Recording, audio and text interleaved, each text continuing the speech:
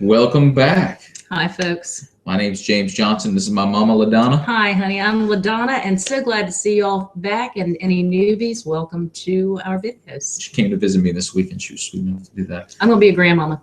I'm going to be Not an his uncle. kid. I'm going to be an uncle. It's awesome. So we are going to do a short video about one particular aspect of the Children of the Forest, and maybe do a couple more after that. Yeah, I hope we're going to do a couple more after that. This is a very quick one on something that I brought to James's attention recently. Should I start it? Yeah. Okay. First of all, this is a little crack pottery, so just kind of bear with us. You don't have to agree with us at all with respect to the overarching theme of this. But I think Martin is playing with the concept of a long-term evolution on this planet we're on, whatever it is, longer than we've really been taught, the 10,000 years or whatever, thousands of years. I think it's much longer than that. So we're going to talk to you about the children of the forest and what they might be. And you can disagree with us. It really doesn't matter. And I sincerely doubt that the HBO show is ever even going to address this issue. But it's a great concept to think about. And is this it here, honey? Yeah, while she looks at it, I also want to say that I don't think either of us, certainly not me, believe that Martin's actually going to say the word evolution or ever imply that it actually occurred that way. But the idea that we're all different, we're all others, that everything's different, but we're all interrelated. We're related to the fucking trees outside. Isn't that crazy? So if you go back far enough. So go ahead. Okay. This is, again, about the children of the forest. And if you will, if you want to stop this video and go back and take a look at this, this is in A Dance with Dragons. And this is, I believe, when Leaf starts talking to Bran Stark about what they are, the children of the forest. So I'm going to read it to you, and then James, you and I talk about it. Is that okay? Sounds good to me. It says, although people in Westeros believe the children of the forest to be extinct, there are a few that still live in the world of men. A dwindling remnant of their population is located far north of the wall in a cave system under a hill. The entrance is a warded, meaning you can't get through if you're somehow cursed or whatever, cleft in the hillside. The caves are home to more than 70 living singers. That's about 60, I believe. And the bones of thousands dead, and extend far below the hollow hill. The children of the forest live with whom they refer to as the last green seer, which is Bloodraven, which is also Brendan Rivers. One of the children, Leaf, which in this show is the girl you see that takes Bran in, tells Bran Stark that even the children of the forest have not explored all the caves, even though they've lived there for 1,000 man years. Again, remember, that is a long time in history, and that's where I'm kind of going with this evolution thing. Bran hears them sing sad songs in the true tongue, so he cannot understand the words, but their voices are as pure as the winter air. Okay, that's exposition. Here's what Leaf tells Bran the children have. Gone down into the earth, into the stones, into the trees. Before the first man came, all this land that you call Westeros was home to us. Yet even in those days, we were few. The gods gave us long lives, but not great numbers, lest we overrun the world as deer will overrun a wood, where there are no wolves to hunt them. That was in the dawn of days, when our sun was rising. Now it sinks, and this is our long dwindling. The giants are almost gone as well, they who are our bane and our brothers.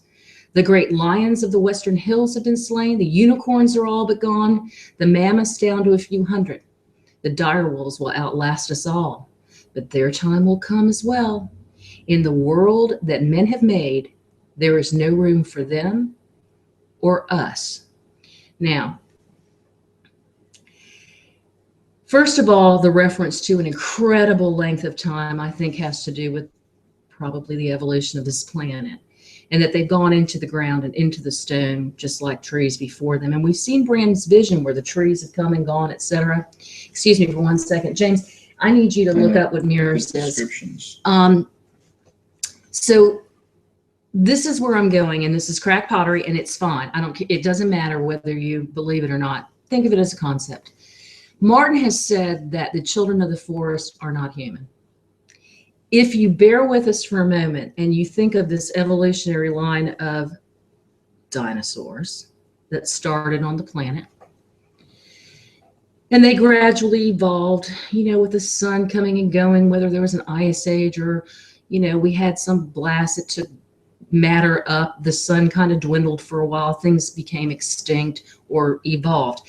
So if you think of it this way, as in a tree, where the proto-dinosaur, proto-mammals went this way, and the dinosaurs evolved continually a different way, perhaps there was a I'm not going to call him human because Martin didn't say it, but a proto-human line that did not become mammalian. And we think of humans as mammalian. We think differently. We are warm-blooded, as opposed to the reptilian line. Mira starts, did you find it? Mira tells Bran a description of the children of the forest. This isn't a quote that she's about to read. But you can go to the book. It's almost a quote. I'm going to read it to you, and then we'll go back and talk about it. The children were smaller than men, with nut brown skin, dappled like a deer's with paler spots. They had large ears that could hear things that no man could hear. They usually had large eyes, great golden cat's eyes, that could see down passages where a boy's eyes saw only blackness. They have vertical slit-like pupils, and this trait is responsible for improved night vision and typically associated with a nocturnal lifestyle in such creatures as cats. The children's eyes are described in A Dance with Dragons as resembling cat's eyes. And by the way, many species of snakes, including nearly all vipers,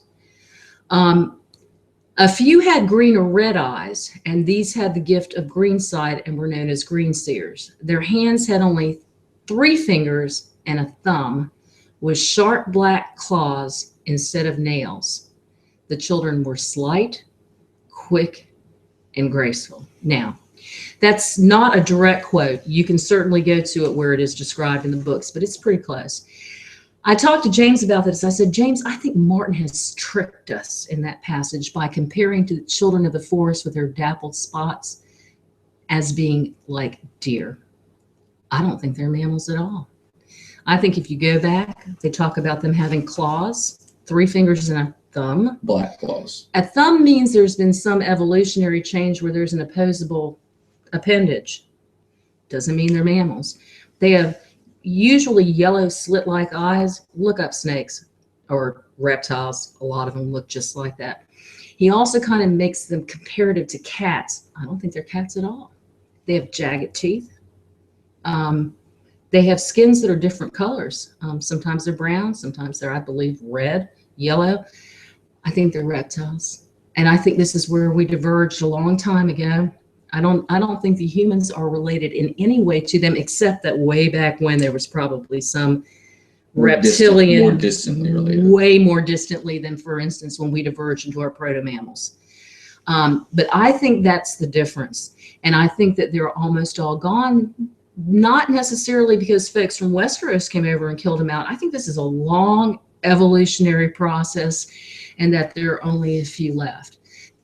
Now, you talk about that for a minute, and we'll talk about what the implications would be. But I do want to say this. They're the closest things to dragons that you can find on this planet, if we're right. And is there an affiliation with Dany's dragons? So the idea is that the children of the forest are more reptilian than mammalian. And it's been hidden from us because the descriptions are comparable to some mammals. But they have different colored eyes, different colored skin. They have sharp teeth. They have black claws. They have only 3 fingers and a thumb.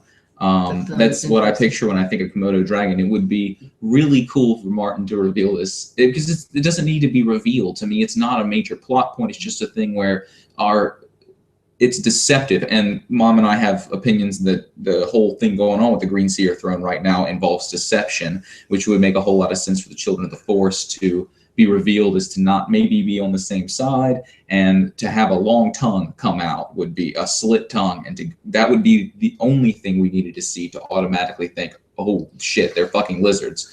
Well, and think about this as well.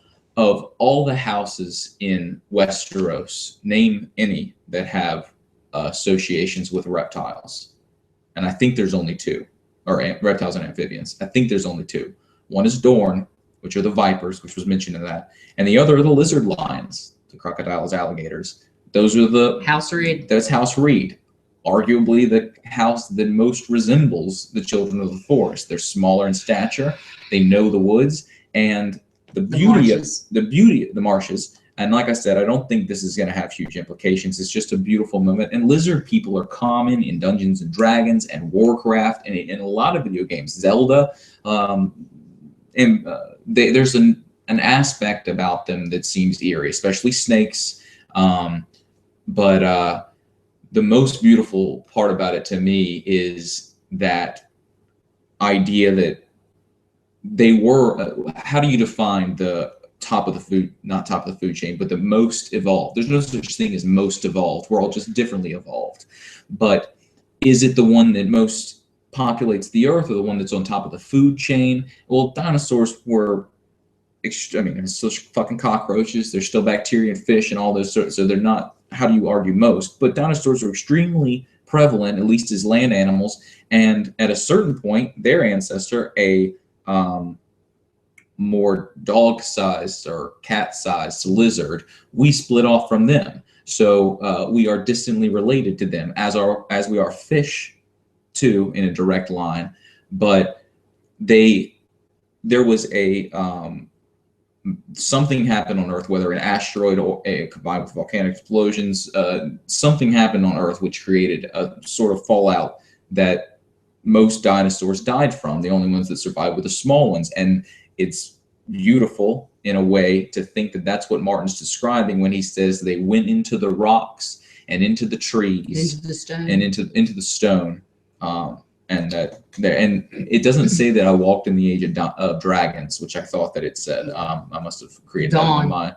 But that's dragons, lizards. And Leaf says, she walked the earth for a long, long time, basically looking for people like her, and they were gone. Very few were left. I do think this is something that's being played in with. Again, the show's never going to show us that, in my opinion, except for this. If they are indeed a reptilian line of life that evolved to be sentient, conscious, higher thinking, let me put it that way, like the children of the forest could be, then they may very well have a relationship with the dragons that the Targaryens weren't able to do. In other words, I'm not saying they could warg a dragon like the Starks or some of the first men could do with the wolves, but I think there may be some deeper connection between them. And the fact that there are all those caves that are down there, and the children of the forest know most of those caves, this plays in with the question of whether or not there's a dragon down there, and whether the children of the forest have something to do with the continuation of that dragon. I don't connect in that way, but it could be. Certainly. But also, I wanted to go back to the reeds, because I forgot about that. There was a something in the book that we talked about recently where they talked about how when the children of the forest, they say, tried to flood the higher area where the neck is on upper Westeros, middle upper Westeros, they were not successful in completely doing it. And they said the ocean came in, but not all of it went back out.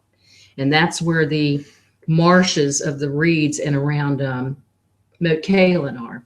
So that's brackish water, which supports, alligators and that kind of thing. It's a different kind of an environment, but it's a really kind of reptilian environment, it's a great environment for certain life to continue to live there. We don't see lizard lions anywhere else in Westeros. It's all around that reed area. Except for the one sewer crocodile in Essos. when they're going through the sewers, there's a reference to there was a giant. I don't remember that. A giant albino, I believe, Oh, I alligator remember. or crocodile, and Jorah. I think Jorah killed it. Well, again, they're close to the ocean when they broke up the neck, so there could have been some brackish water around there. I don't know. But I do want you to think about it. Again, I don't think we'll see it in the show, but I think it's an interesting thing he's playing on. And I think that's what the children of the forest are. And I think Martin has tricked us by using that mammalian metaphor, simile words within those paragraphs to make us think they're mammals. I don't think they're mammals at all. They're not human. He said they are not human. Or at least he didn't say what we consider human. So I think that's the end of that one. Let's end that hangout and we'll start another one. Bye. Thank y'all for watching.